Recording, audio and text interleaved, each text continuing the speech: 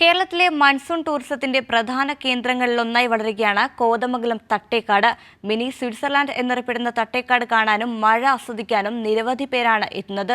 അടിസ്ഥാന സൗകര്യമൊരുക്കിയാൽ ആഭ്യന്തര വിനോദസഞ്ചാരികളെ ഇവിടേക്ക് ആകർഷിക്കാൻ കഴിയും. ഏകദേശം 15 കിലോമീറ്റർ ദൂരെ തട്ടേക്കാടിനും ഞായപ്പള്ളിക്കുമിടയിലാണ് ഈ മനോഹര പ്രദേശം. മഴ ആസ്വദിക്കാൻ ഇഷ്ടപ്പെടുന്നവർക്ക് പറ്റിയ ഇടം. പച്ചവിരിച്ച മൈതാനവും മഞ്ഞു പുകയുന്ന മലനിരകളും വളഞ്ഞു പുളഞ്ഞൊഴുകുന്ന അരുവികളും സമ്മാനിക്കുന്ന അതിമനോഹര കാഴ്ച. മനം മയക്കുന്ന ഇടമെന്ന് വിനോദസഞ്ചാരികൾ.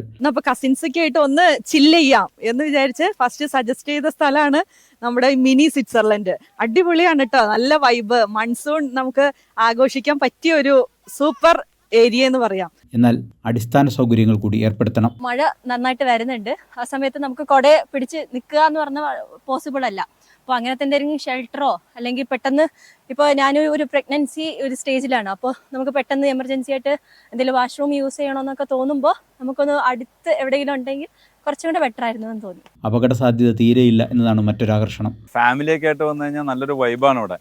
അതുപോലെ തന്നെ സേഫ്റ്റിയാണ്.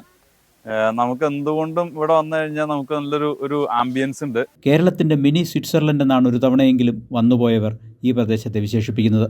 മഴക്കാലത്താണ് തട്ടേക്കാട് അതിൻ്റെ മുഴുവൻ ഭംഗിയും ഭാവവും വിനോദസഞ്ചാരികൾക്കായി തുറന്നിടുന്നത്.